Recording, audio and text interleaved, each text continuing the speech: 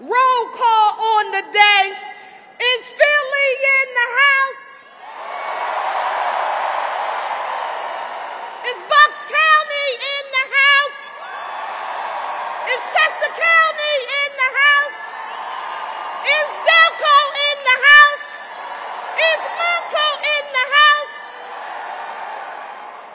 Greetings, Pennsylvania, and welcome, America, to the city of brotherly love and sisterly affection.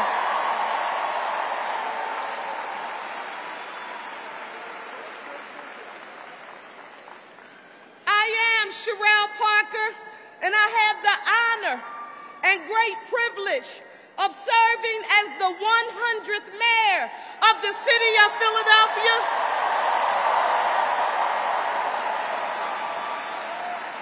The first woman in Philadelphia's 341-year history.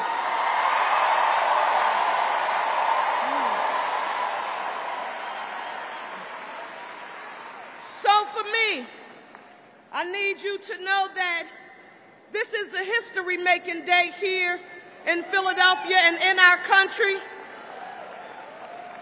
because we are on the cusp of electing our Vice President Kamala Harris to be the 47th President of the United States of America.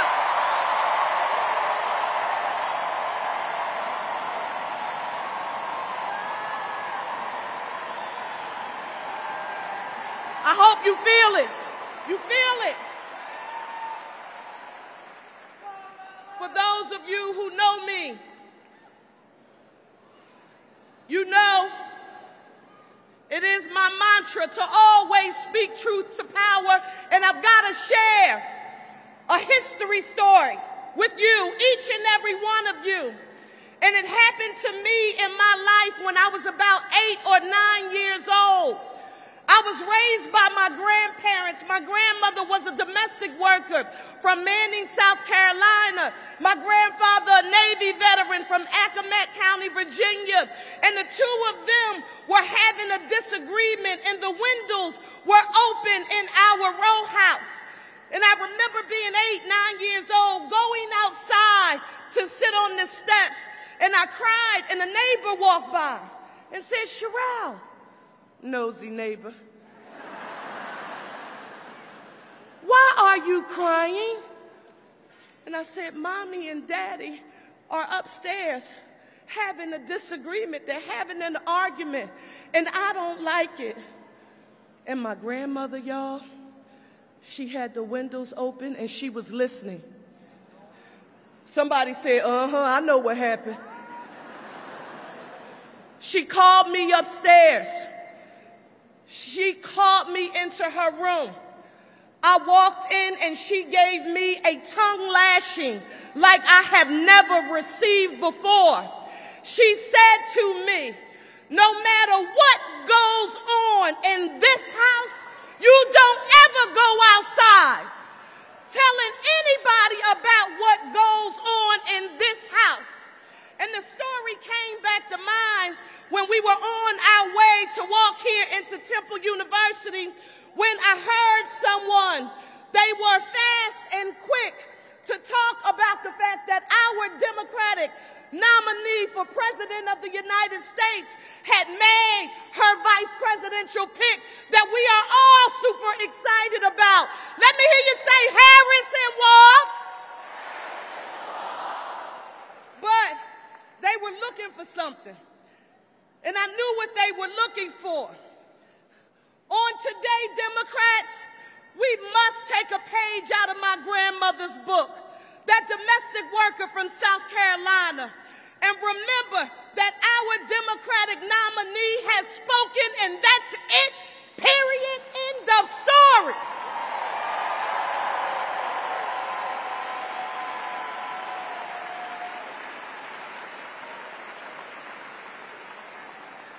How do you know, Cherelle Parker, that others will attempt, because of our intense advocacy within our party.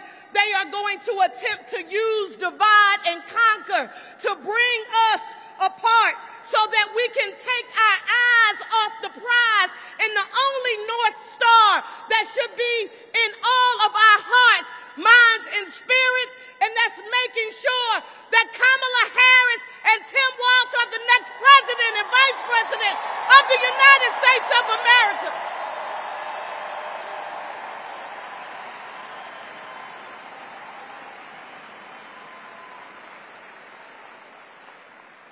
When I tell you that my spirit is full at this moment, it's beaming with pride and dignity and gratitude. Gratitude for our President, Joe Biden, who's dedicated his life 50+ years. He's made serving our country his mission. Join with me in giving a huge round of applause to President Biden.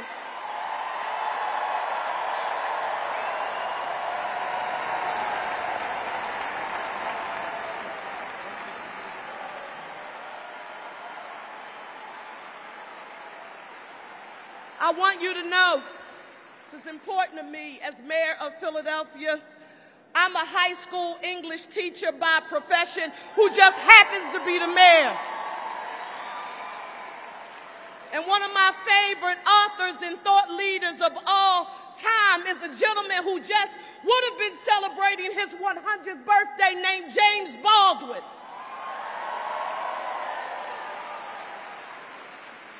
James Baldwin had a quote that he would often state when he was fighting for social and economic justice. He would say, "I can't believe what you say because I see what you do. I can't believe what you say because I see what you do."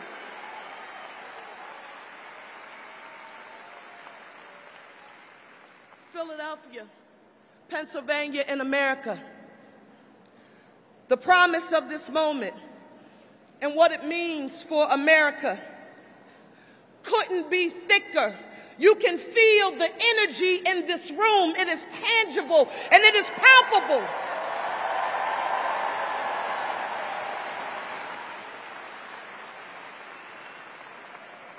As Vice President of the United States of America, I had the opportunity to meet Kamala Harris when she had just started out on the trail, and she came to Philadelphia to visit on her first campaign sort of meeting here in Pennsylvania. And when she came to Philadelphia, she had a whole lot of other places that she could have been. But guess where she chose to be? In the neighborhood, with the people, in the backyard, talking to women about the power of unity and addressing issues extremely important to those in our nation. But like James Baldwin, I watch what you do. And I want you to know that as Vice President, she has continued to deliver time and time again for the city of Philadelphia. And I've only been here for 7 months. I just got here. I know my mayors across the nation will appreciate this. I never take a picture with a big check before the little check is in the bank. And in Washington, D.C., they've sent $638 million to Philadelphia for water infrastructure, for mass transit, for environmental remediation. I don't just listen. I also saw our Vice President do something that a whole lot of people had counted out. She and I are Divine Nine Sisters and graduates of historically black colleges and universities.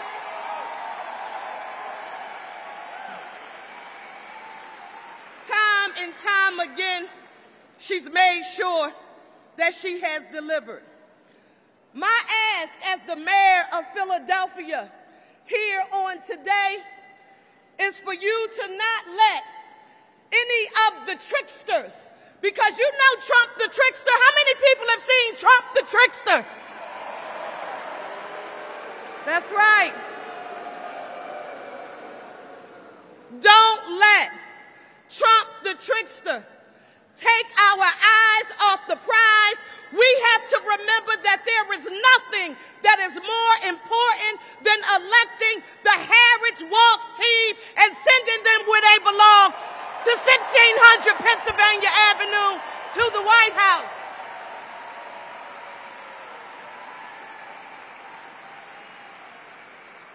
You're in Philly. I don't have to tell you about the power and importance of grit and in hustle.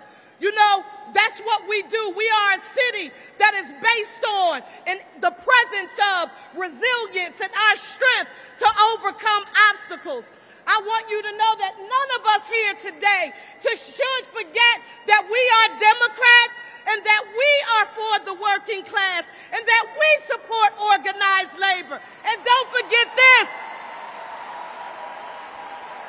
We know that the middle class built America and organized labor built the middle class.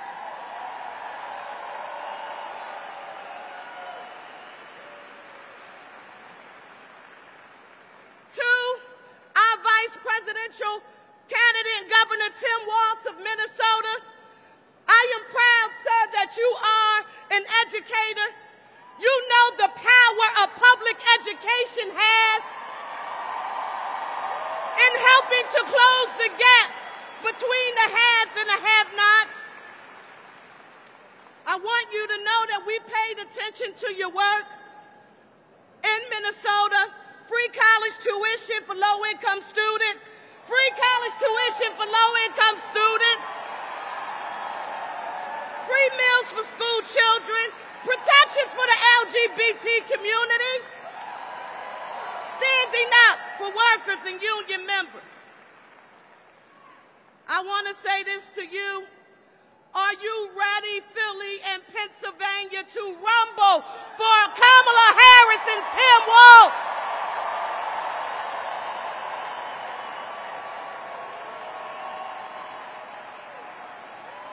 When you walk out this door, I want you to put your chucks on and tie them up tight and knock on every door you can to let America know what's at stake.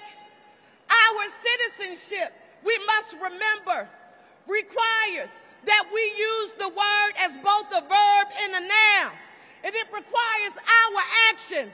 And we have the power in our hands. Let me hear you all say, the power of the people is greater than the people in power. They think they got us. They think they're going to divide and conquer us. They think that we are going to let them throw shade on our Harris and Walz shine. Let me hear you say, don't throw shade on my Harris Walz shine. Don't throw shade on my Harris Walz shine. Today, I'm proud to be here with each of you. When we leave out of here, we've got work to do, and we are going to make sure that Kamala Harris is the 47th President of the United States of America.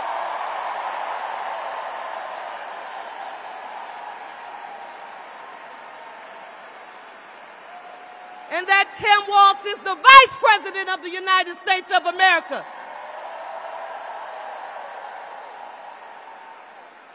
I saw some folks here. I want you all to put your ones in the air for me.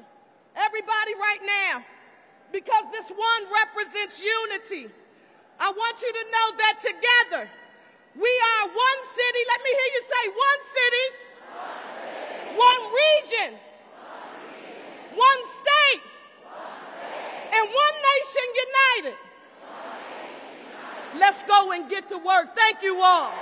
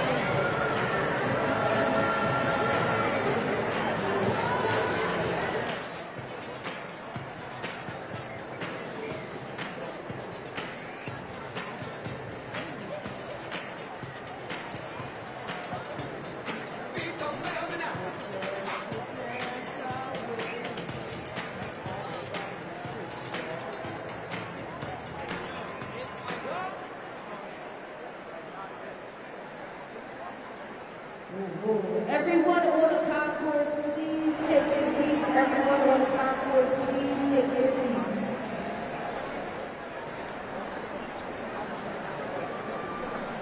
Philly, how y'all feeling? How y'all feeling?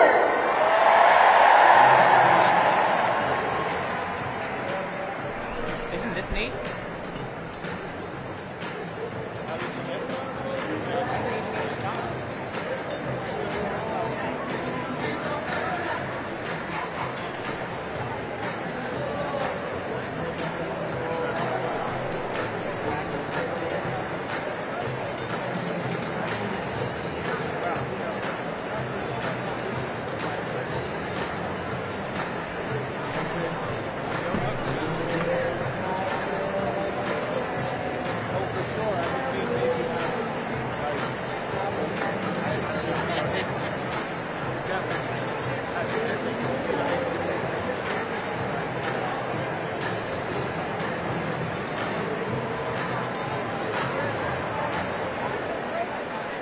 Please welcome the United States Senator for the Commonwealth of Pennsylvania, John Fetterman.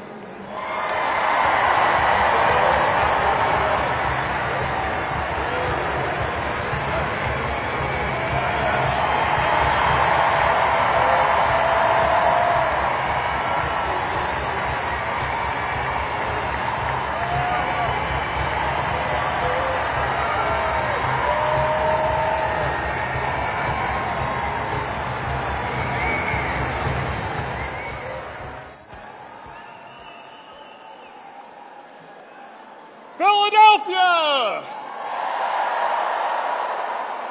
Philadelphia! Hey, look, I'm a Yinzer. I'm a Steeler guy.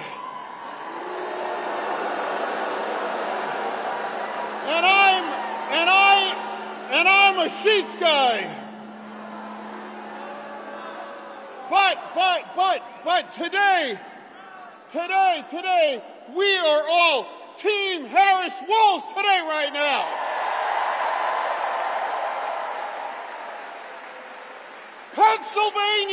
Pennsylvania picks the president. We did that in 2020. And in 3 months, we're going to do that again.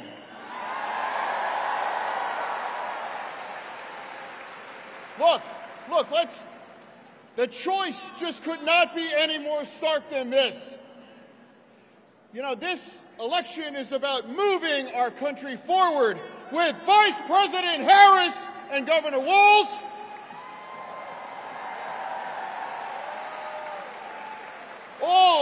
Or a couple of really weird dudes. And look, I gotta tell you, I work with J.D. Vance. I do. And I'm here to confirm that he is a seriously weird dude.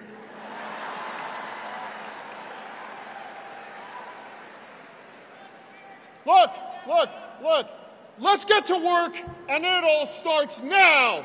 Thank you, Philadelphia.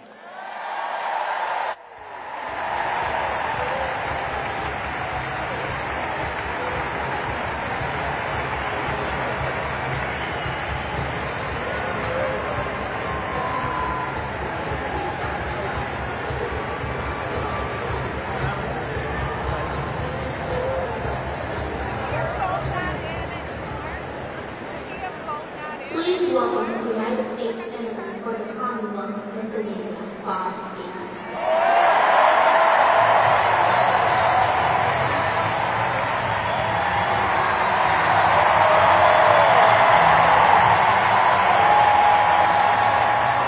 Thanks, everybody. Hello, Pennsylvania.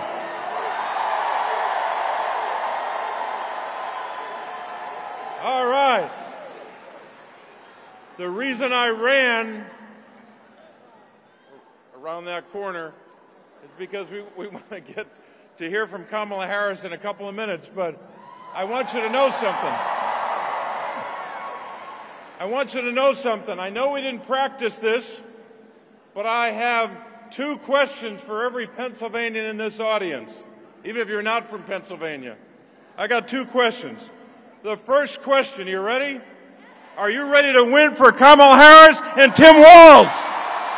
Yeah.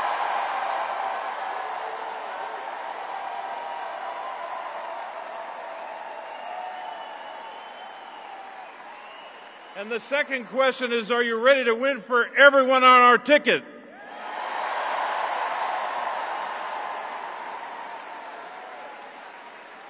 Now, look, I don't have to tell this crowd anything about Kamala Harris's record of public service.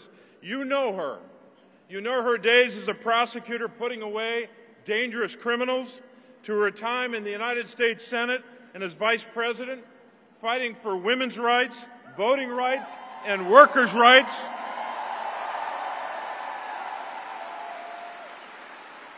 You know her service as vice president, as Democrats brought jobs and investment back to our Commonwealth. You also know that Vice President Harris, over and over again, has proven that she's ready to serve as our president and our commander-in-chief on day one.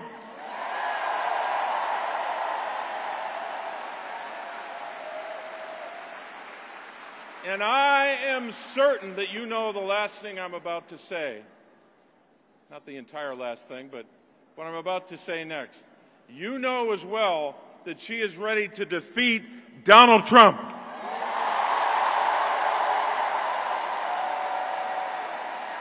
So, I know that we have some union members in this audience. Put your hand up. Thank you. Thank you to the men and women of organized labor who give strength to our party and lead our nation.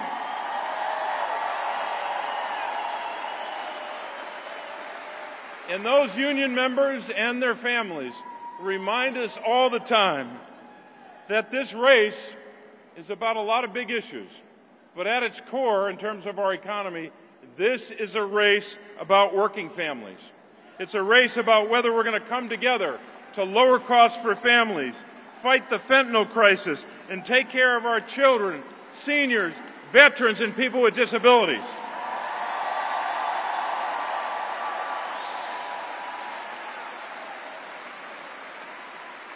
Look, these are the people that I've fought for every day of my life as a public official, and I'm going to keep fighting for them when we win this year. Now,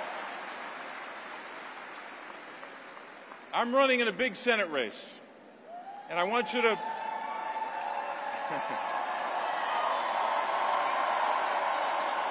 I want to spend a couple minutes on my opponent. Just want to give him a little time here. So my opponent, as you know, is a former hedge fund executive, right? You may not know that he's worth hundreds of millions of dollars, right? And he started to put some of that money into this race. But let me tell you some more things about him you may not know. My opponent lied about living in Pennsylvania when he was living in a $16 million mansion in Connecticut.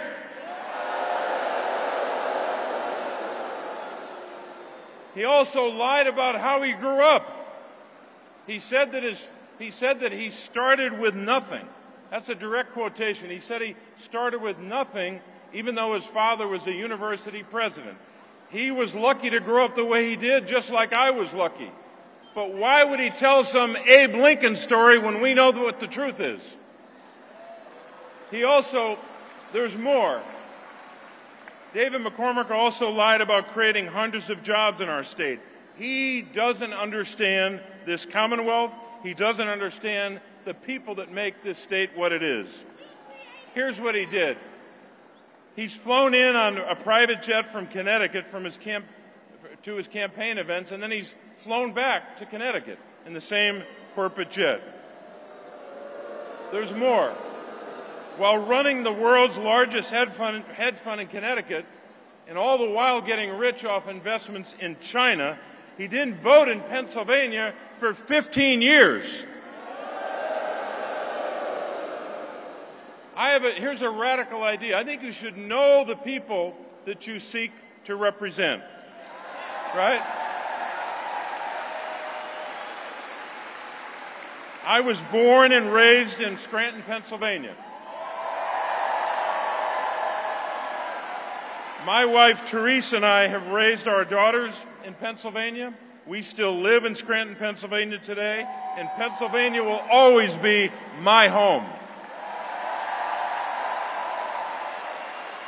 And you all know what kind of Commonwealth we have. You live it every day. We live in a Commonwealth where we strive to be a Commonwealth in life as well as in name. And I've worked every day as a public official to lift up your voices as your representative. And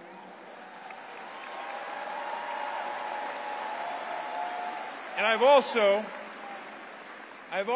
listened to you when you told me about your struggles and the struggles of your families. And that's why I've taken on some tough fights. I'm leading the fight in Washington against corporate greed, calling out greedflation. You know what that is. You see it all the time. When you go to the grocery store, big corporations jacking up the price of food, jacking up the price of household items, and making you pay more. We ought to take on that corporate greed. We ought to pass a price gouging bill to go after them, and we should take away their big tax cuts.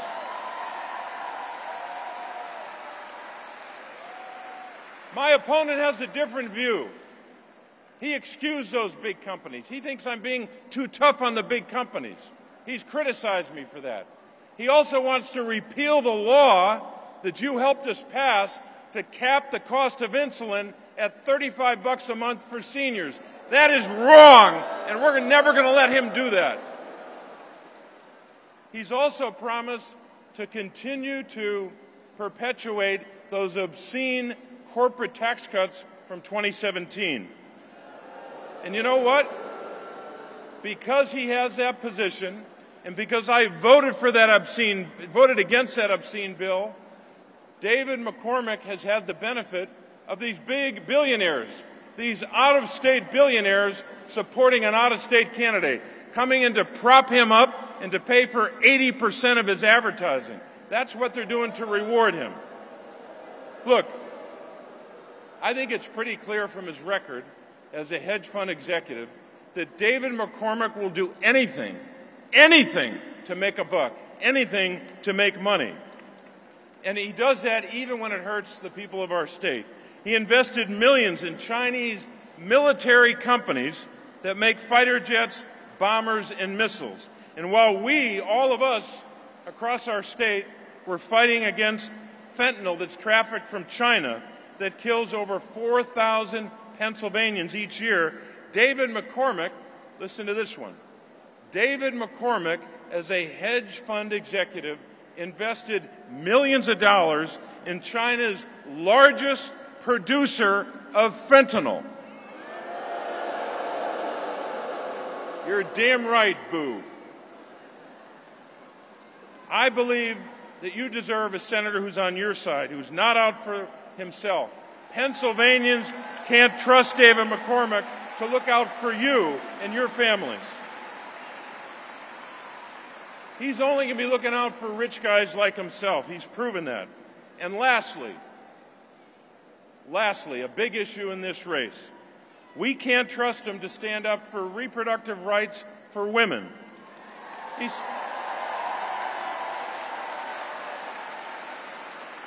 said in 2022 when he was running for the United States Senate that he supports an abortion ban with no exceptions for rape and for incest. He called the overturning of Roe v. Wade a, quote, great victory, unquote.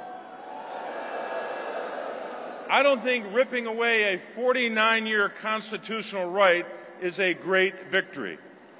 My daughters just like your daughters should not have fewer rights than their mothers. So, were he to be elected,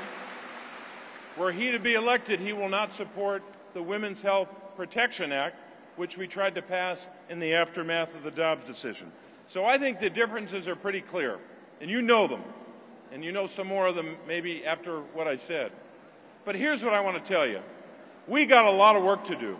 We've got about 90 days, 90, 91, depending on how you count them. We've got a lot of work to do here in Pennsylvania. You know that. We know that we must win Pennsylvania to win the presidency, right?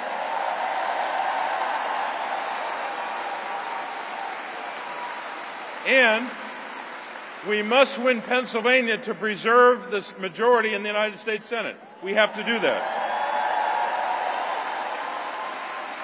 So, I'd ask you to do something for me. Please take out your phone if you can do that. Take out your phone and join and text us. Text the following: join, JOIN, to 51041. 51041, and sign up to help us in this campaign. I'm grateful for your willingness to do that, because here's what we know about our state. We know that in Pennsylvania we know how to mobilize, we know how to organize. Pennsylvania is where freedom began, and we know how to fight for freedom in Pennsylvania. So, my fellow Pennsylvanians, I only got one more question for you, maybe two. Got two more questions for you. Are you ready to go out and fight for our freedoms?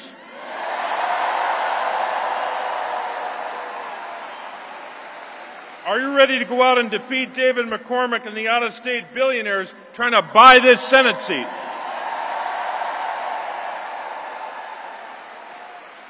And I'll just add one more. Are you ready to go out and make sure that Kamala Harris and Tim Walz win? Let's go out and win this race.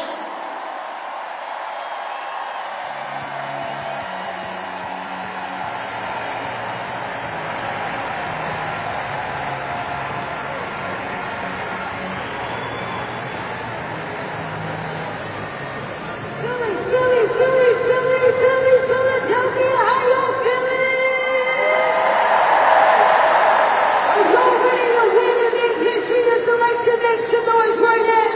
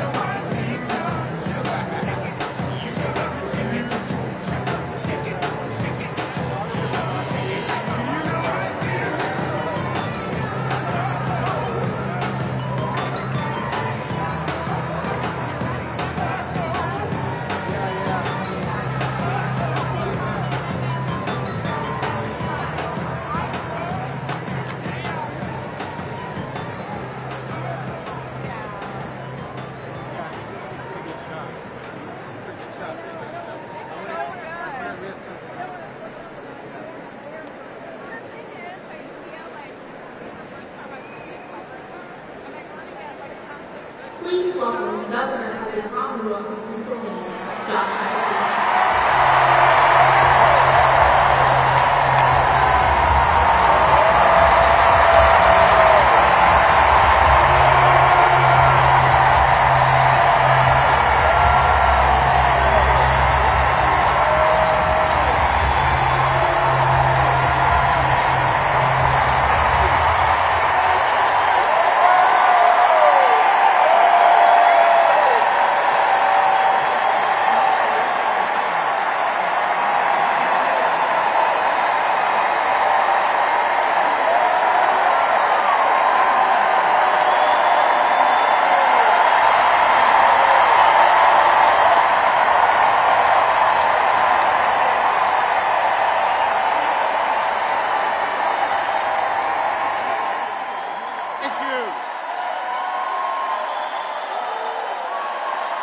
Thank you.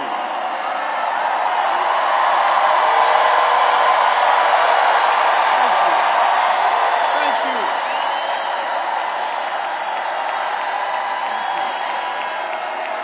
Thank you. I love you, Philly.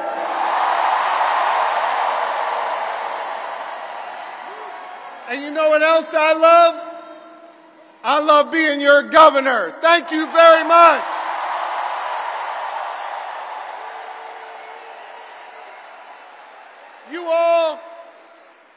Y'all fill my heart. And I love you so much.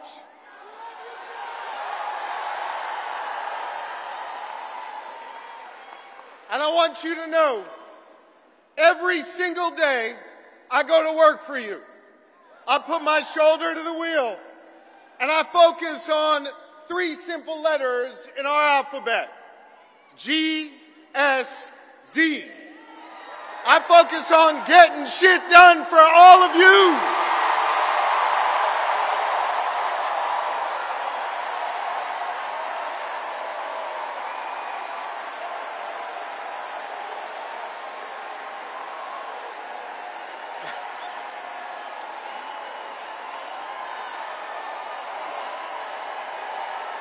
Thank you.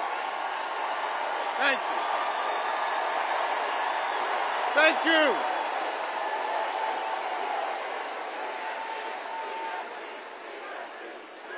And I want you to know, I am going to continue to pour my heart and soul into serving you every single day as your governor. And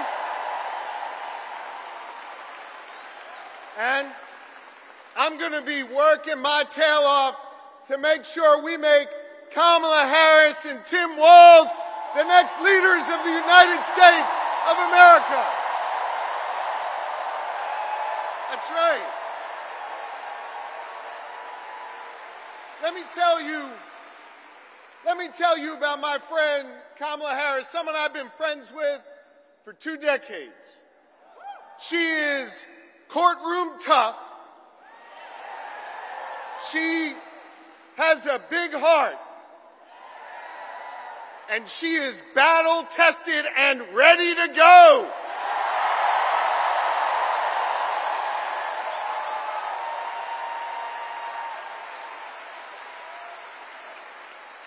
Whether in a courtroom, whether fighting as Attorney General, whether remembering the people who have oftentimes been left behind when she was sitting in the halls of power in the Senate, Kamala Harris has always understood that you got to be every day for the people, for the people. And she has served with honesty. She has served with dignity. And every step of the way, she's broken barriers to serve all of us. Now, Philly, hear me on this. That's a hell of a stark contrast from the guy running on the other side. Oh, y'all know who I'm talking about, I guess. You see, we remember here in Philly what it was like when Donald Trump was our president. We remember when he was president, it was more chaos, fewer jobs, and less freedom. You see, Philly, I know y'all, we walk around with a little bit of a chip on our shoulder because we remember, right? And we remember that it was Donald Trump that ripped away the freedom of millions of American women to make decisions over their own bodies. We remember that.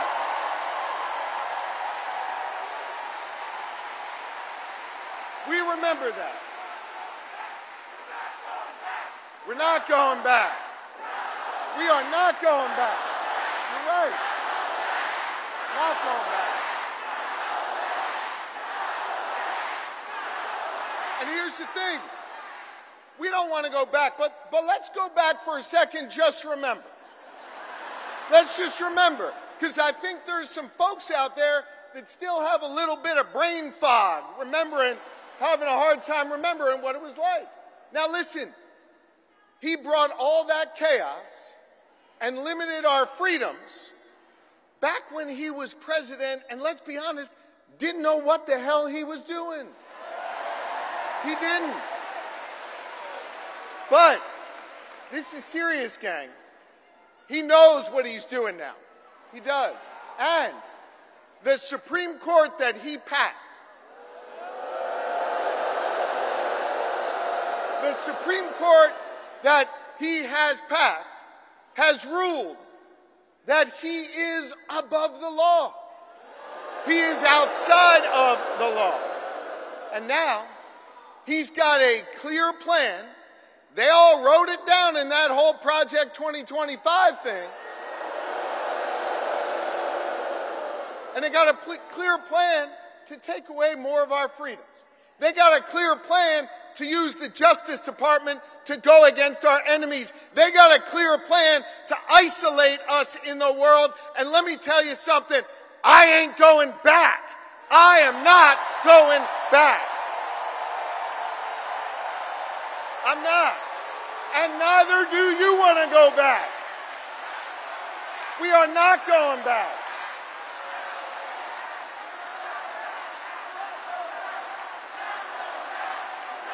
We're not going back. No. We're not. And not only are we not going back, we're not going into the future with Donald Trump, not going in the future with him. A guy who has made clear, he's told us what he wants to do, more chaos, less freedom. And yo, friends, it was Maya Angelou who said it. When they tell you who they are, yeah, I believe them, and I don't want to see that. And Donald Trump, well, he's now got a partner with him. Y'all see that guy? Yeah. J.D. Vance, he's not exactly off to a good start. I think we can all agree on it. But I think part of the reason why he's not off to a good start is this, and it's serious. He doesn't know who he is. And he's not being honest with himself, so he can't be honest with the American people. He can't.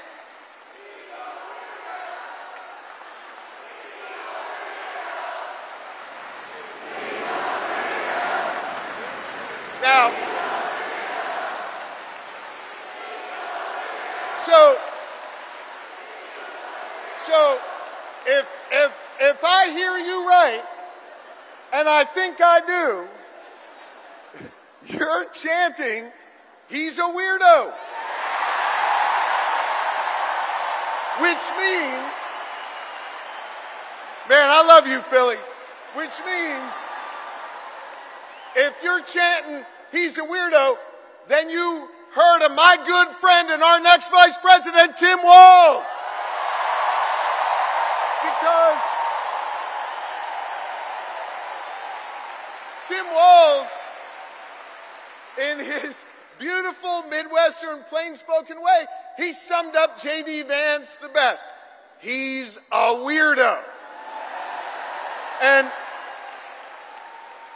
I want to talk about Tim Walz, because Philly, in a minute, he's going to come out here, and I want you to give him a whole lot of love.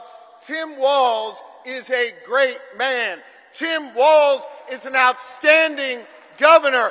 Tim Walz is a teacher. Tim Walz is a guardsman. Tim Walz is a great patriot.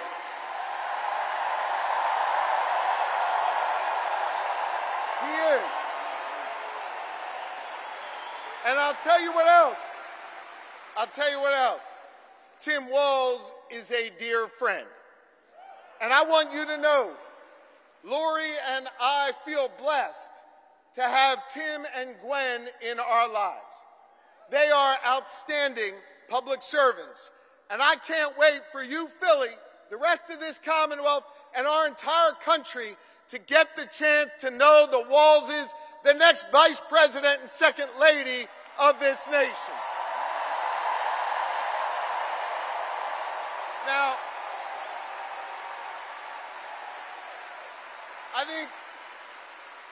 I think it is fitting, and it is special, that Kamala Harris and Tim Walz have chosen to launch their campaign right here in Philadelphia, in the city of brotherly love and sisterly affection.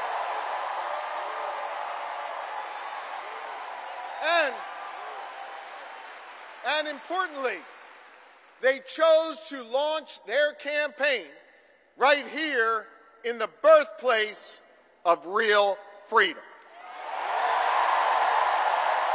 You know, the other side, Trump and his sycophants, let me tell you something. They love to talk a good game about freedom, right? They love to cloak themselves in the blanket of freedom all the time. They love to talk a good game. But hear me on this. It's not freedom to tell our children what books they're allowed to read. That's not freedom. It's not. It's not. It's not freedom to say you can go to work, but you can't join a union. That's not freedom.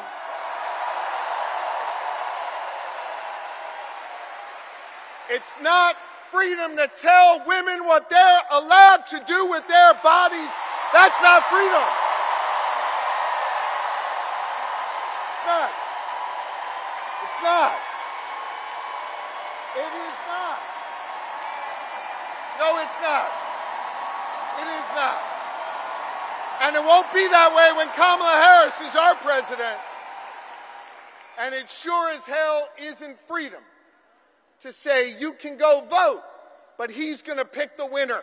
That is not freedom. That's not what patriots have fought for over the years. It is not. You know what we are for? You know what Kamala Harris and Tim Walz are for? They are for real freedom. They are. The kind of real freedom that comes when we look that young girl in North Philly in the eye and we invest in her public school because we believe in her.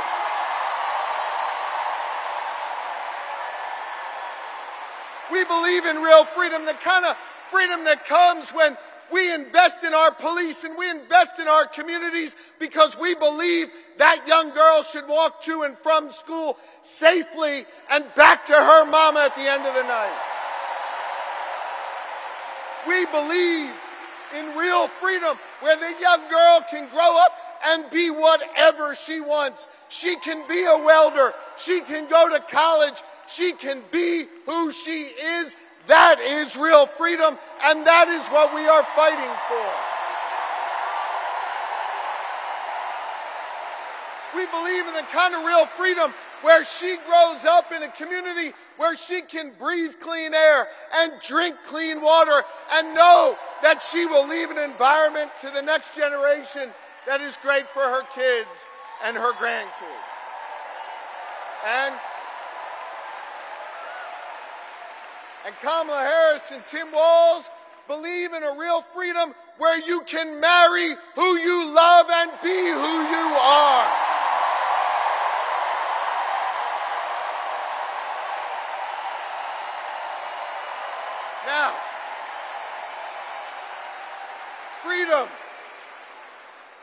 freedom is on the ballot. And our fundamental freedoms are at risk. And I know when it's at risk, it's easy to feel uneasy. And it's easy to get down. But let me tell you something, Philly. Let me tell you something, Pennsylvania. Let me tell you something, America. I am more optimistic than ever before.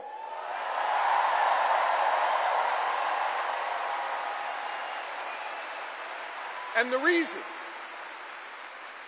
I'm more optimistic than ever before is because of all of you.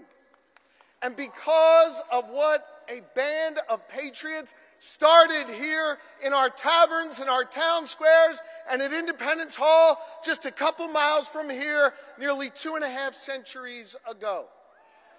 You see, they came together.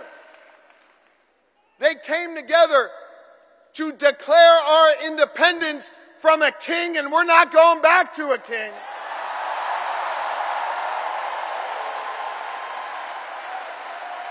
And we're not going back.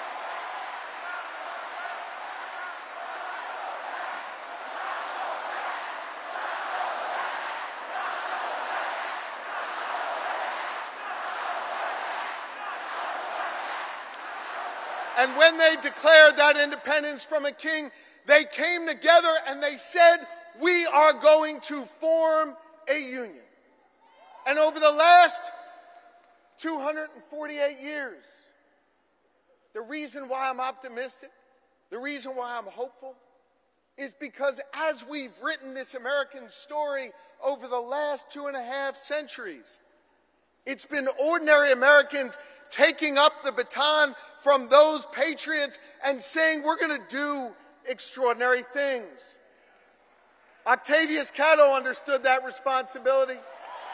Cecil B. Moore understood that responsibility. Gen Z, when they're organized and on TikTok, understand that responsibility. And I'm optimistic today because the task of perfecting our union, the task of defending our fundamental freedoms, it now falls to all of you. To freedom-loving Americans all across this great country. And to the good people of the Commonwealth of Pennsylvania who will decide this next election and understand our unique responsibility.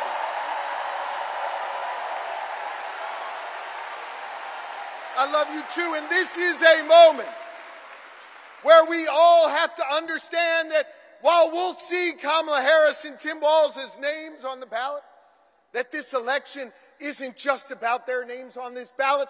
This election is about all of you. And whether or not you're willing to do this hard work to fight for our freedom, whether or not you're willing to do this hard work that started here 248 years ago.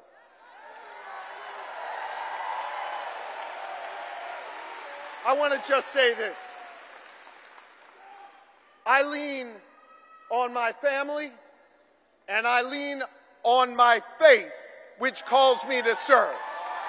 And I am proud of my faith.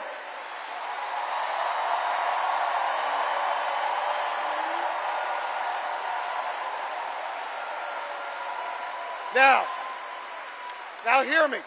I'm not here to preach at y'all, but I want to tell you what my faith teaches me.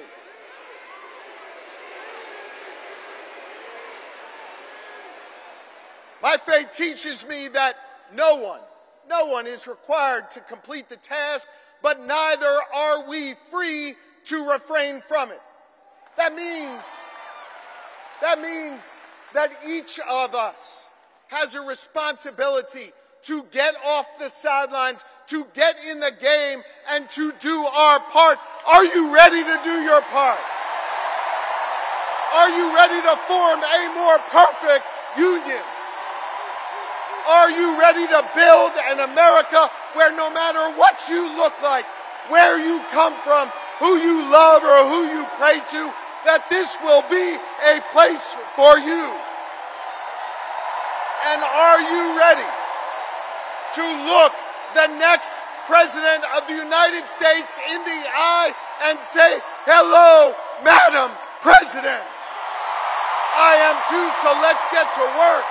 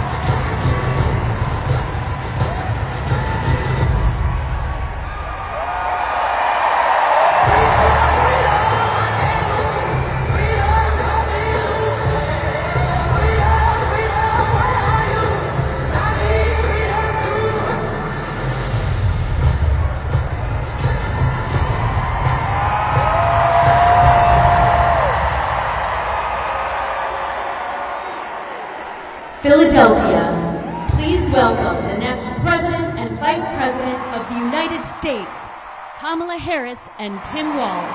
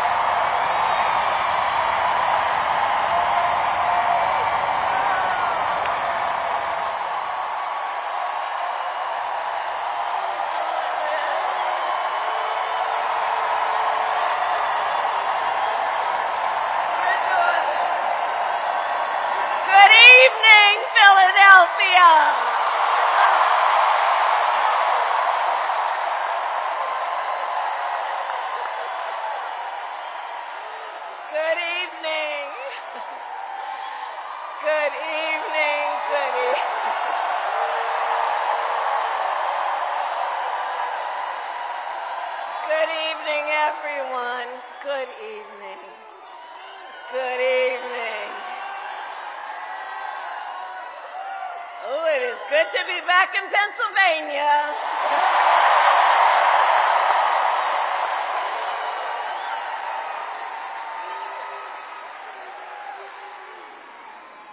So let me say, on behalf of myself and the first, second gentleman of the United States, my husband, Doug Emhoff, thank you for the warm welcome.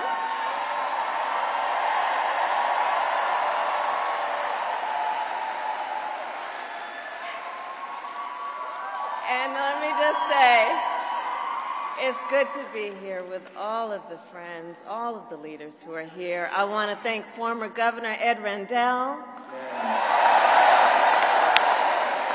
Senator Bob Casey, who we will re-elect this November, Senator John Fetterman, Mayor Cherelle Parker, and Chairman Jamie Harrison. And it is so good to be here with your incredible Governor, Josh Shapiro.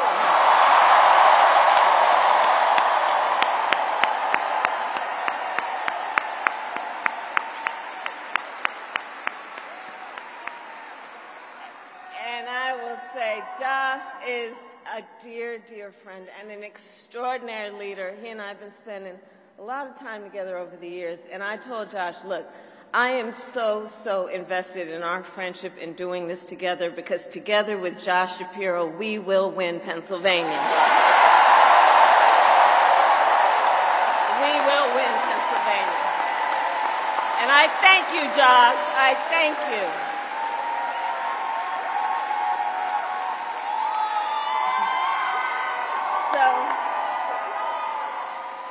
So Philadelphia. I launched my campaign for the President of the United States a mere 2 weeks ago.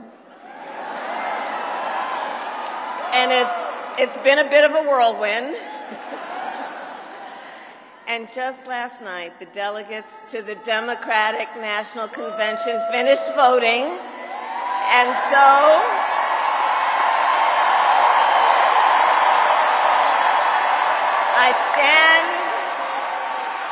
I stand before you today to proudly announce I am now officially the Democratic nominee for President of the United States.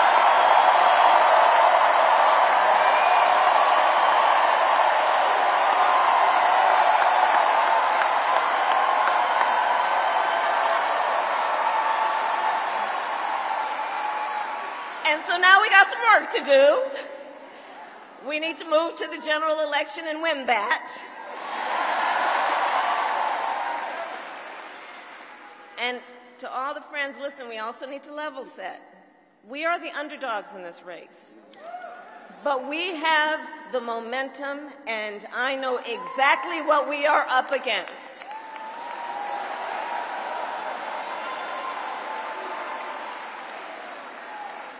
Now, many of you know, before I was elected vice president or elected a United States senator, I was an elected attorney general, and before that, elected district attorney.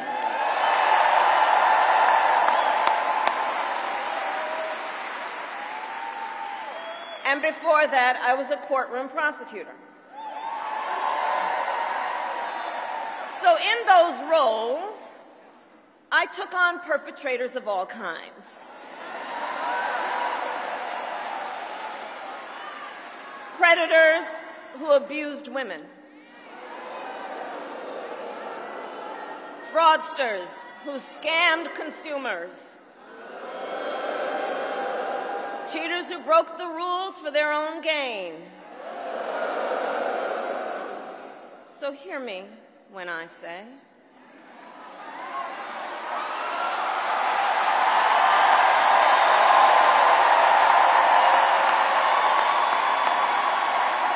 I know Donald Trump's type.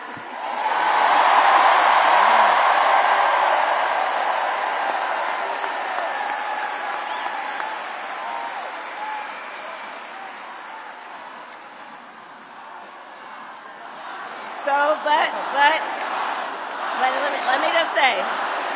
let me say, hold on.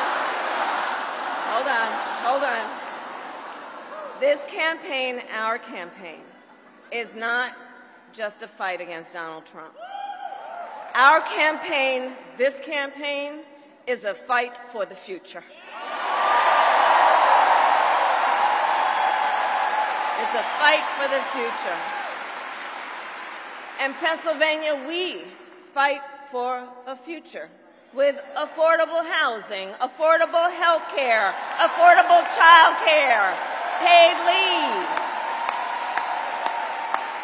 We fight for a future where we build a broad-based economy, where every American has the opportunity to own a home, to start a business, and to build wealth.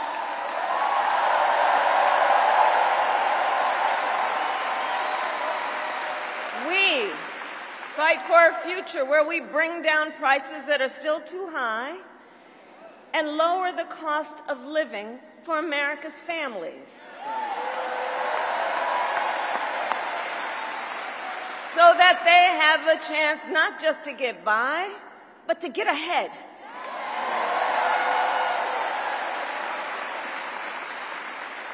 We fight for a future where we defend our most fundamental freedoms.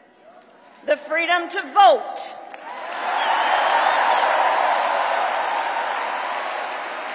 The freedom to be safe from gun violence.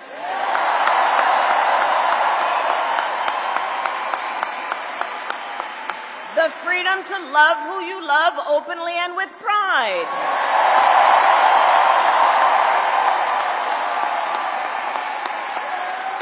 And the freedom of a woman to make decisions about her own body, not having her government tell her what to do.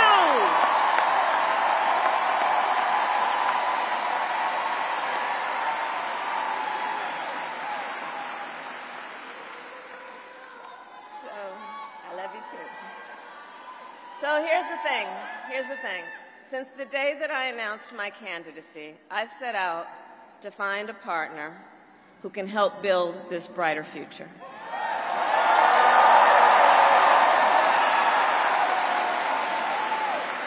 A leader who will help unite our nation and move us forward. A fighter for the middle class. A patriot who believes, as I do, in the extraordinary promise of America.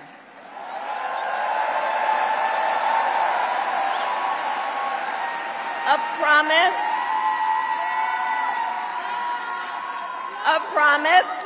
of freedom, opportunity, and justice, not just for some, but for all.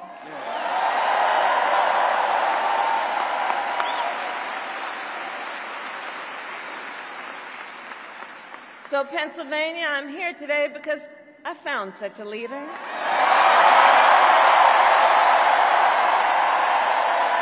Governor Tim Walz of the great state of Minnesota.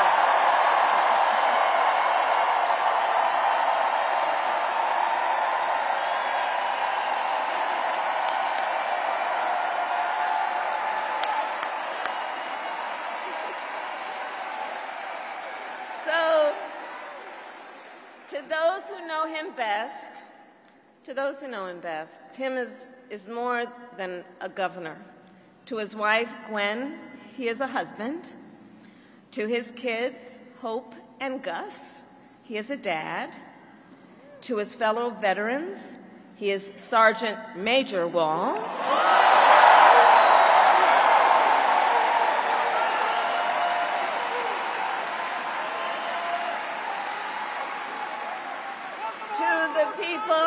To the people of southern Minnesota, for 12 years, he was congressman.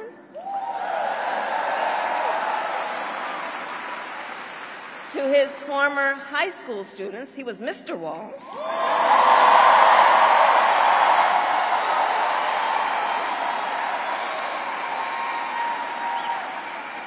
And to his former high school football players, he was Coach.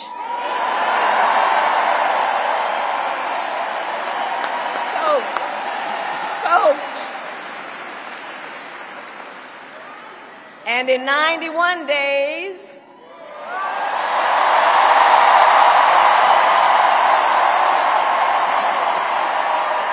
the nation will know Coach Walz by another name, Vice President of the United States.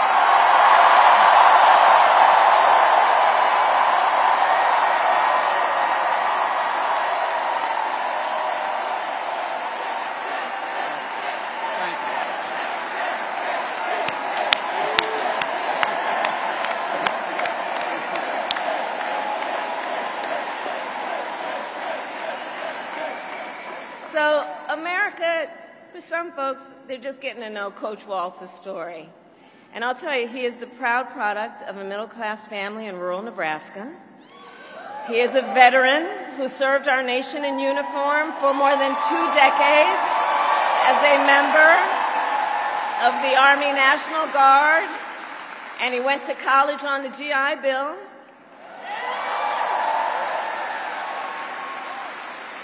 He is someone who, long before he entered politics, worked as a teacher.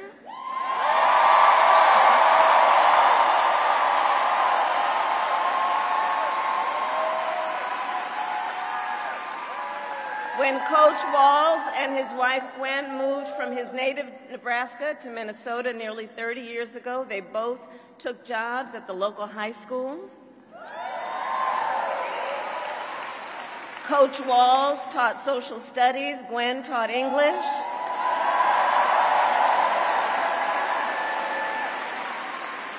After school, Tim was the linebackers coach for the football team. Where I've heard the stories about he had a knack for using the game of football to teach life lessons. He saw the potential in kids who sometimes didn't even see it in themselves.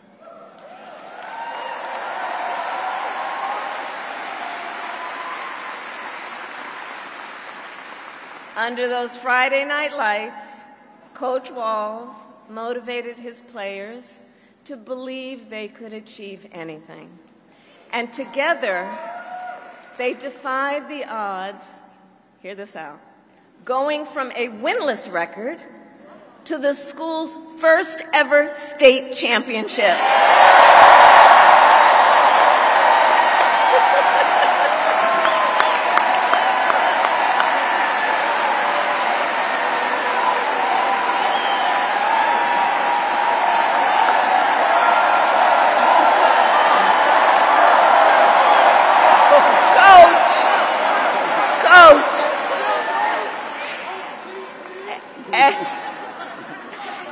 And I'll say and I'll add, Tim wasn't only a role model on the football field. Around that same time, Coach Walz was approached by a student in his social studies class.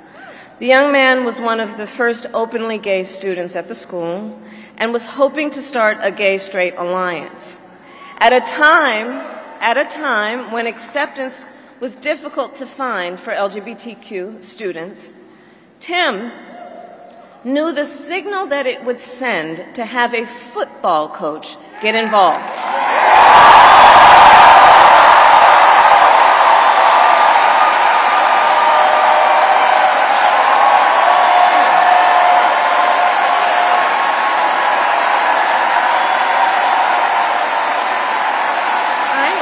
So he signed up to be the group's faculty advisor.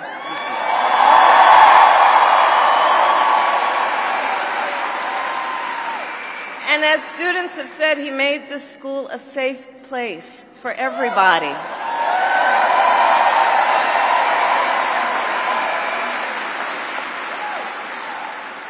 In the high school yearbook, the students voted Coach Walz the, quote, most inspiring faculty member.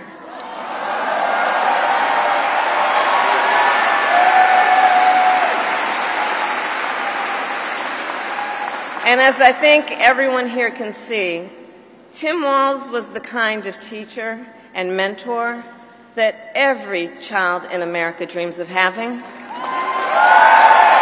that every kid deserves. The kind of coach, because he's the kind of person who makes people feel like they belong and then inspires them to dream big. And that's the kind of vice president he will be.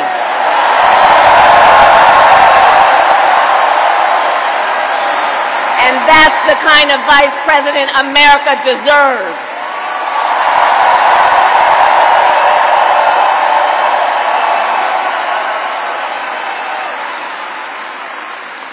So it was Coach Walz's students who actually helped him decide to run for office. And he served 12 years in Congress, representing a purple district as he reached across the aisle to get things done.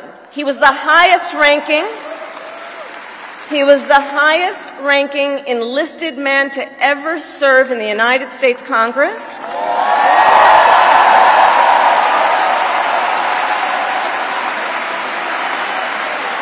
And the top Democrat on the Veterans Committee.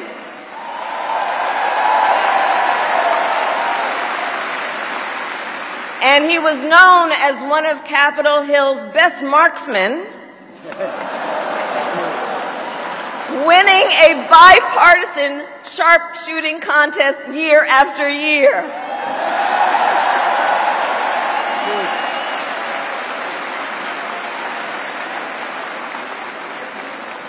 In Washington, Tim worked to raise the minimum wage, to protect the freedom of workers to join a union,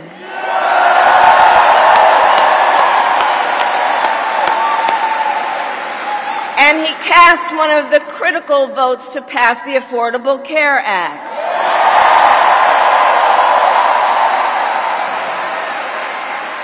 Which, of course, gave health insurance to tens of millions of Americans. I'm going to tell you, when we win, Tim and I will continue to make the Affordable Care Act even stronger.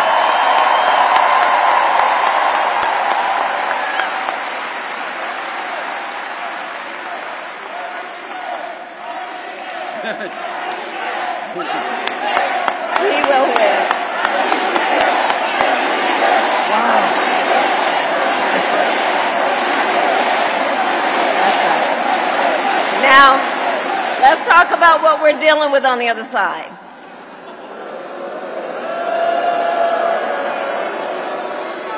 So on that last topic, if Donald Trump gets the chance, he will end the Affordable Care Act and take us back to a time when insurance companies had the power to deny people with pre-existing conditions. You remember what that was like? Children with asthma, breast cancer survivors, grandparents with diabetes. Well, Governor Walz and I will not let that happen.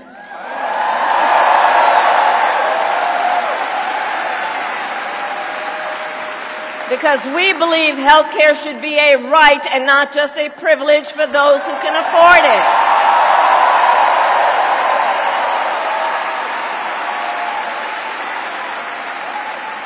As governor, Tim has continued to fight for working families. He secured paid leave for workers in Minnesota.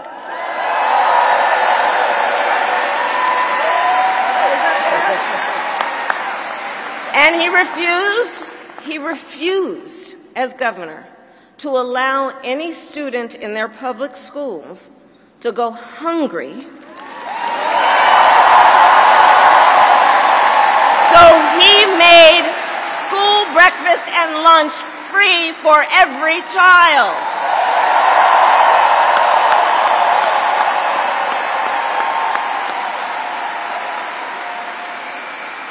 And Tim Walz and I, we agree about many things, including when our middle class is strong, America is strong.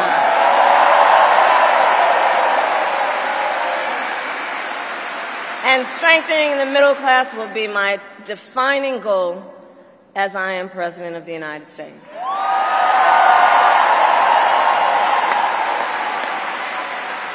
So Pennsylvania, ours is a fight for the future of the middle class, and it is a fight for freedom.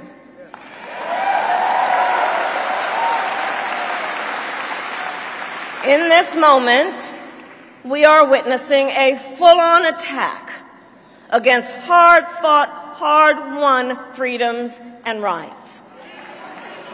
Take reproductive freedom. Now think about this. Donald Trump said he wants to punish women. And as a result of his actions, today in America, 1 out of 3 women live in a state with a Trump abortion ban. 1 out of 3. Some of these bans go back to the 1800s, even before women had a right to vote. Think about that. Well, Tim and I have a message for Trump and others who want to turn back the clock on our fundamental freedoms. We're not going back.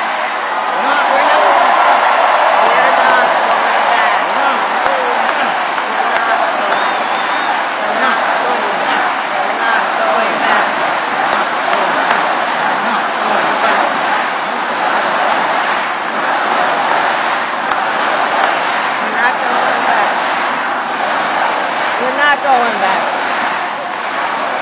And so let me say about Tim Walz, he has shown up to stand against these attacks long before he stood on the stage with me. After Roe was overturned, he was the first governor in the country to sign a new law that enshrined reproductive freedom as a fundamental right.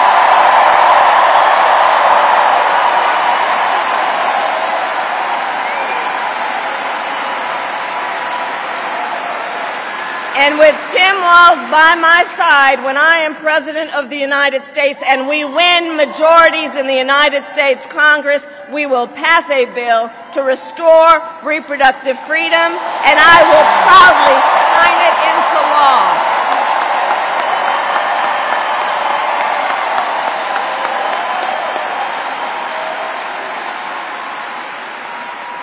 Tim Walz has also defended the sacred freedom to vote. As governor, he signed the most significant expansion of voting rights in Minnesota in over 50 years.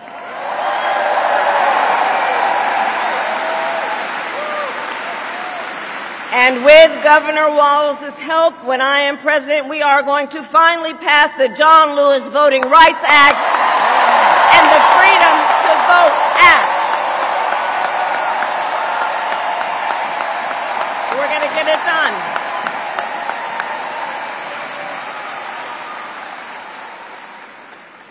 So Tim is a hunter and a gun owner who believes, as the majority of gun owners do, that we need reasonable gun safety laws in America.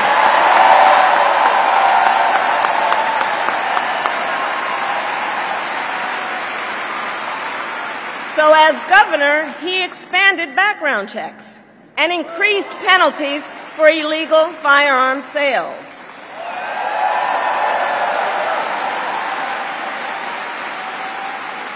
And together, when we win in November, we are finally going to pass universal background checks, red flag laws, and an assault weapons ban.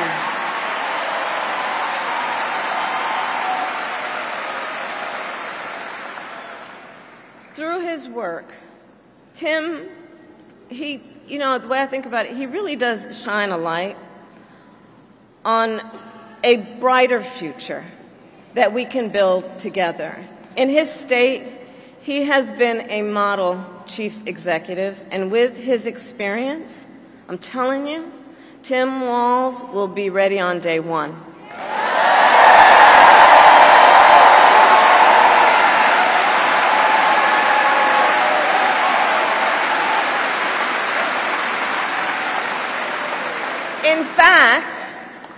In fact, when you compare his resume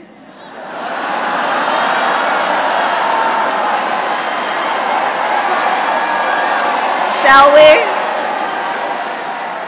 to Trump's running mate, well, some might say it's like a matchup between the varsity team and the JV squad.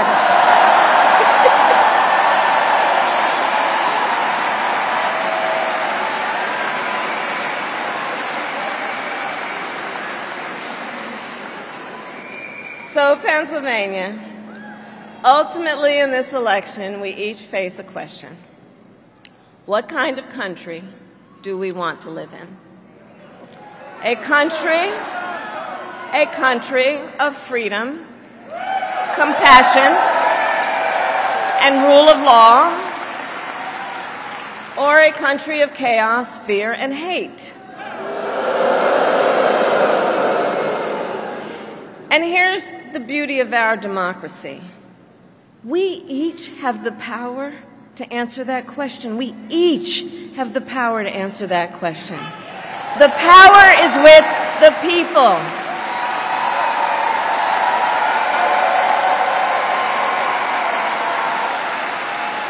We love our country, and I believe it is the highest form of patriotism to fight for the ideals of our country.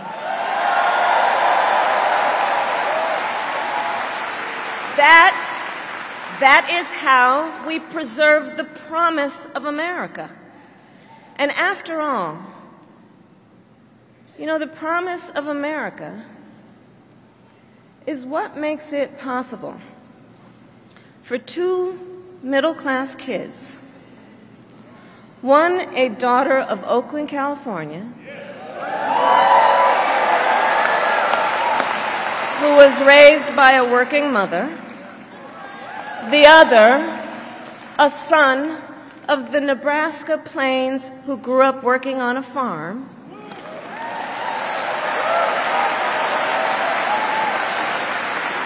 It's the promise of America, because only in America, is it possible for for them together to make it all the way to the White House.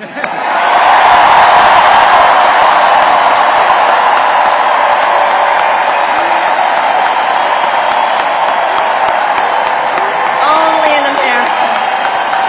Only in America. Only in America.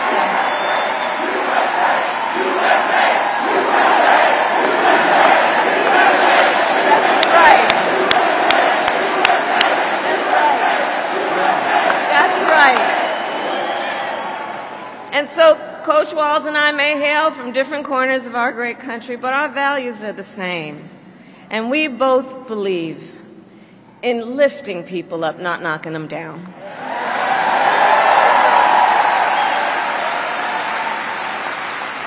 He and I, we both know the vast majority of people in our country have so much more in common than what separates them.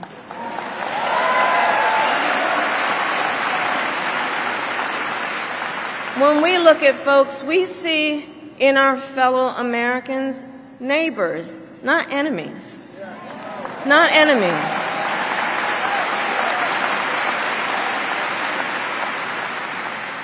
And so my promise to you is this. Our campaign will reach out to everyone, from red states to blue states, from the heartland to the coast, in rural, urban, suburban, and tribal communities.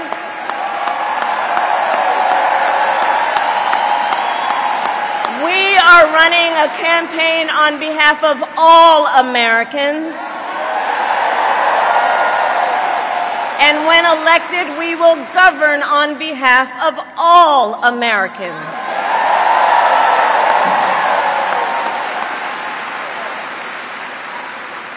And so, with Tim Walz by my side, and with all of you at our side, let us fight for the promise of our future. And with that, I ask Pennsylvania, are you ready to make your voices heard?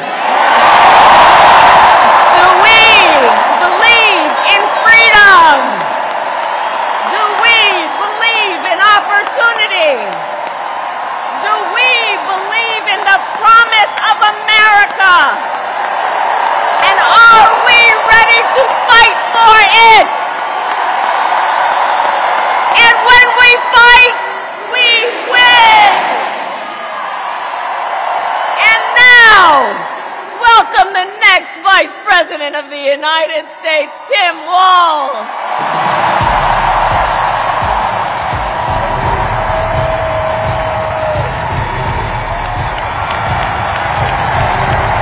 Wow.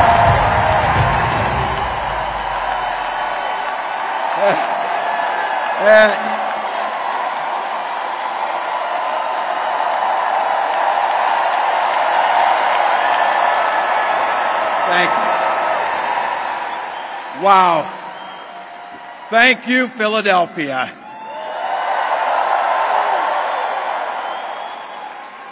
Thank you, Madam Vice President, for the trust you put in me, but maybe more so, thank you for bringing back the joy.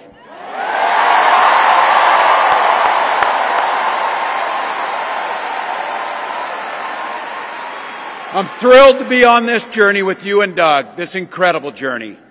And Pennsylvania, I know you know this, but my God, what a treasure you have in Josh Shapiro.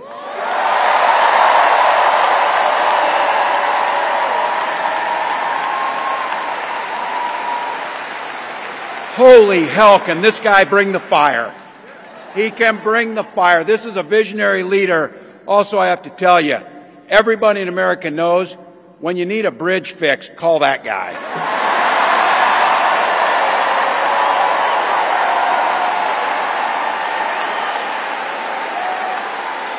And I think sometimes we forget, and you see people a little one-dimensional, but seeing a guy who cares so deeply about his family, a man with compassion, vision, and I'll have to tell you this, I know this from experience, there is no one you would rather go to a Springsteen concert in Jersey with than him, than that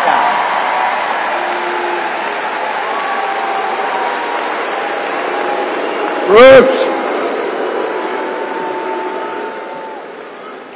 And I can't wait for all of you and America to get to know my incredible wife, Gwen, a 29-year public school educator.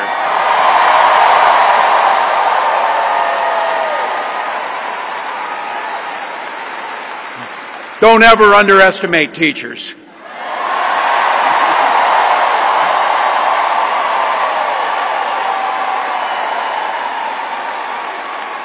And our two beautiful kids, Hope and Gus. I couldn't be prouder to be on this ticket and to help Vice President Harris become what we all know is very, very good for us to think about. Next President of the United States of America.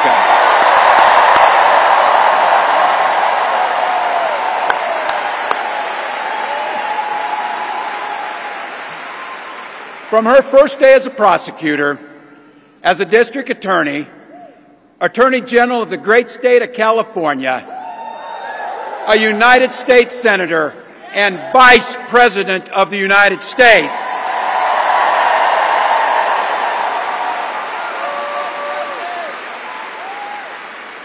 Vice President Harris has fought on the side of the American people. She took on the predators, she took on the fraudsters, she took down the transnational gangs, she stood up against powerful corporate interests, and she never hesitated to reach across the aisle if it meant improving people's lives.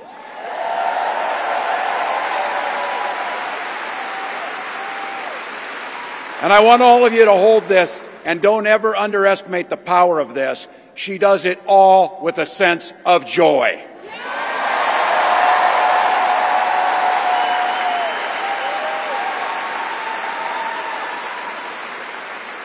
I know a little something about that commitment to people. I was born in West Point, Nebraska. I lived in Butte, a small town of 400, where community was a way of life. Growing up, I spent the summers working on the family farm. My mom and dad taught us, show generosity towards your neighbors and work for a common good.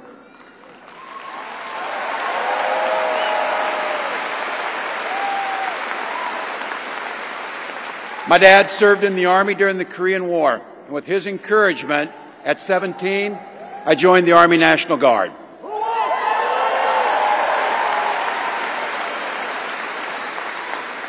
For 24 years, I proudly wore the uniform of this nation.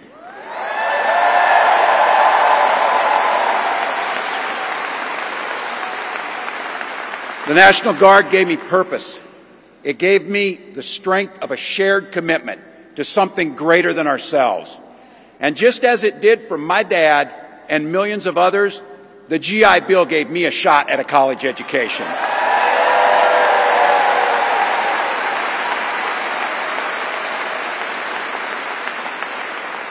My dad was a teacher. My brothers and sisters and I followed in their footsteps. 3 out of 4 of us married teachers. What we do. For nearly 20 years, I had the privilege of teaching high school social studies and coaching football.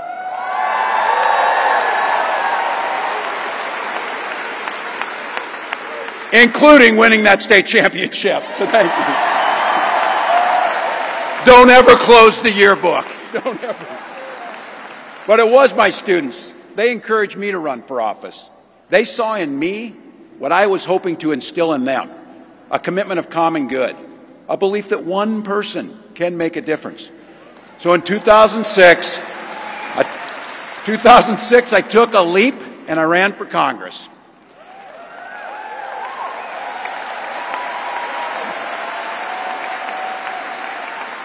And because high school teachers are super optimistic, I was running in a district that had 1 Democrat since 1892. Well, my neighbors graced me with an opportunity to represent them in the United States House of Representatives.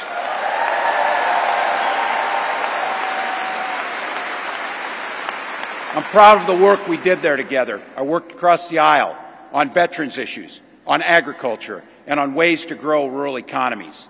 I learned the art of compromise without compromising my values.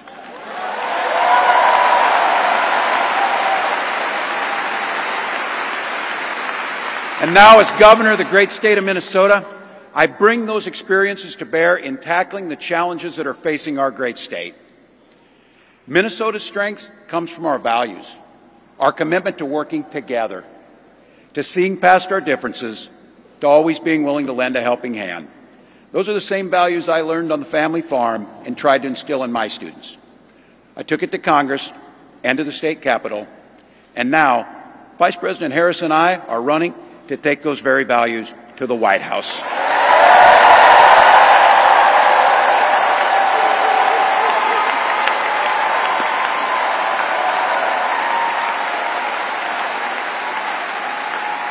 Now, Donald Trump sees the world a little differently than us.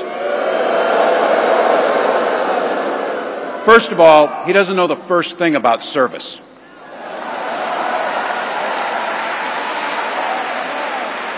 He doesn't have time for it because he's too busy serving himself. Again and again and again, Trump weakens our economy to strengthen his own hand. He mocks our laws.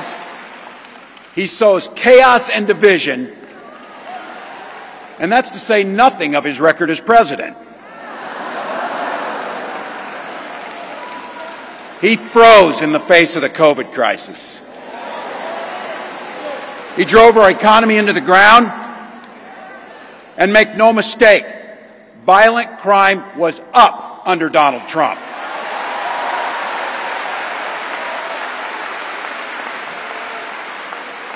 That's not even counting the crimes he committed.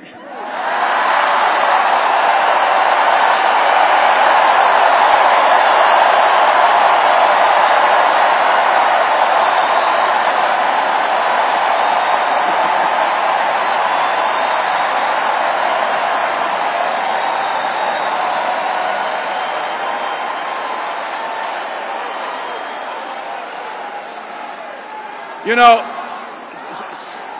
some of us are,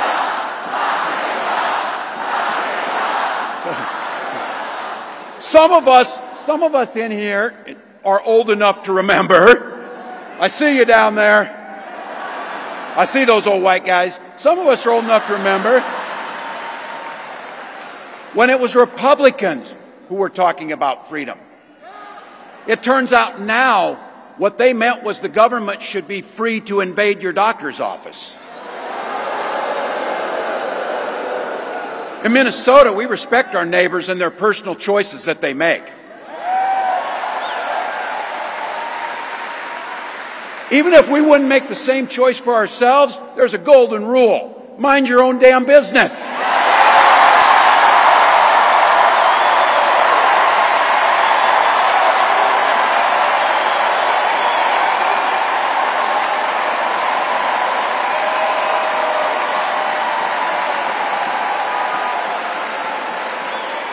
These guys are after my heart chanting, mind your own damn business. That feels good, so thank you. Look, that includes IVF, and this gets personal for me and my family. When my wife and I decided to have children, we spent years going through infertility treatments. And I remember praying every night for a call for good news. The pit in my stomach when the phone rang, and the agony when we heard that the treatments hadn't worked. So it wasn't by chance that when we welcomed our daughter into the world, we named her Hope.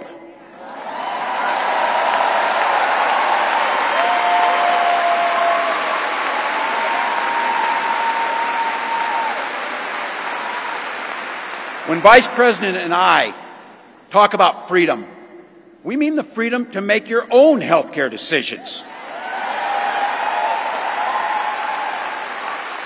And for our children to be free to go to school without worrying they'll be shot dead in their classrooms.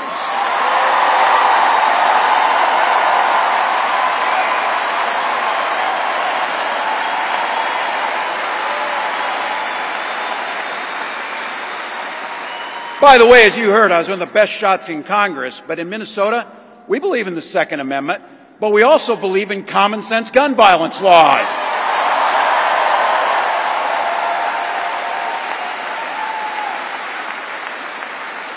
Vice President Harris' idea of freedom is a ticket for education to be that ticket to the middle class, not crippling debt.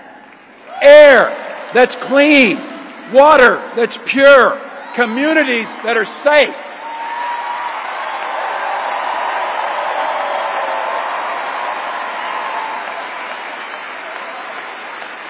A place where we settle our political differences not through violence, but with our votes.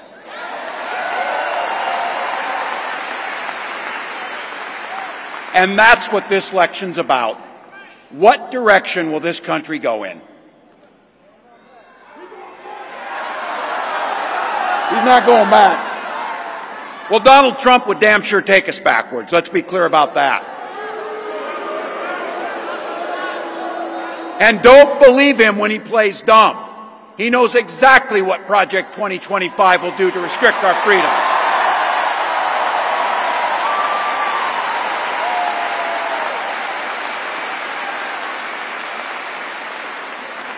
To rig the economy to help the super rich.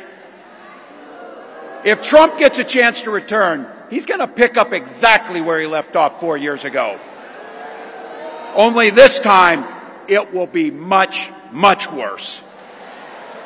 Raising costs on middle-class family. He will repeal the Affordable Care Act, no doubt about it. He'll gut Social Security and Medicare.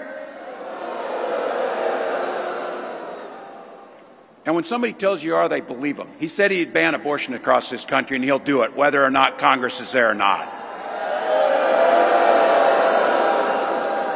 Donald Trump's not fighting for you or your family. He never sat at that kitchen table like the one I grew up at, wondering how we were going to pay the bills. He sat at his country club up in Mar-a-Lago, wondering how he can cut taxes for his rich friends. And I got to tell you, his running mate shares his dangerous and backward agenda for this country.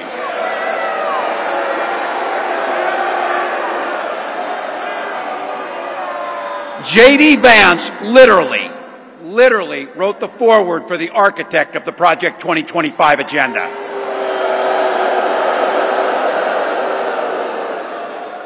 Like all regular people I grew up with in the heartland, J.D. studied at Yale, had his career funded by Silicon Valley billionaires, and then wrote a bestseller trashing that community. Come on! That's not what middle America is. And I got to tell you, I can't wait to debate the guy.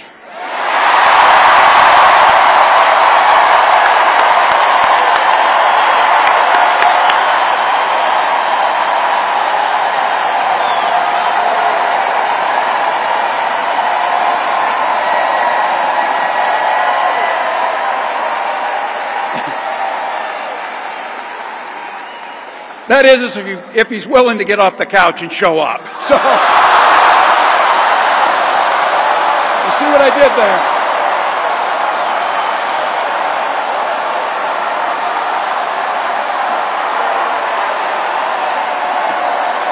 Look.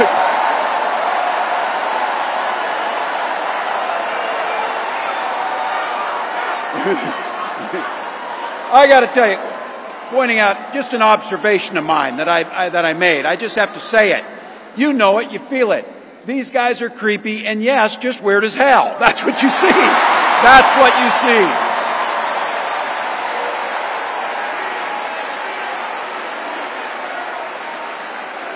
So you know what's out there, so say it with me. We aren't going back. We aren't going back. We are not going back.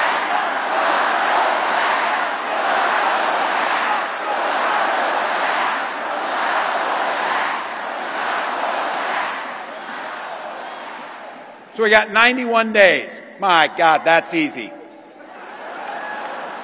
We'll sleep when we're dead.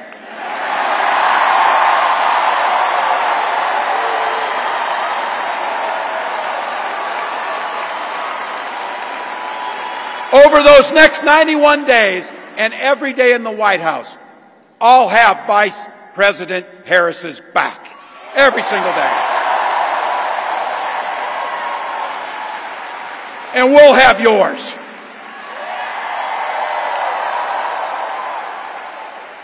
You know how this works. We can't do it alone. We need you, each and every one of you.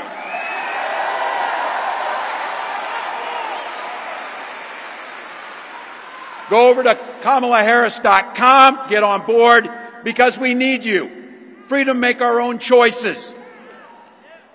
This leader, this compassionate, careful, joyous leader, believes in each and every one of you.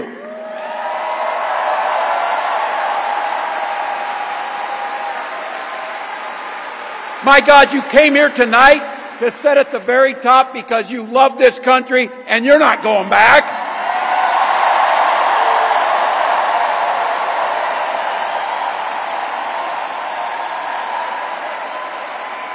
She believes in the opportunity for every single person to join the middle class. She believes in the promise of America. We just got to fight. We just got to fight. Because as soon-to-be President Harris says, when we fight, we win!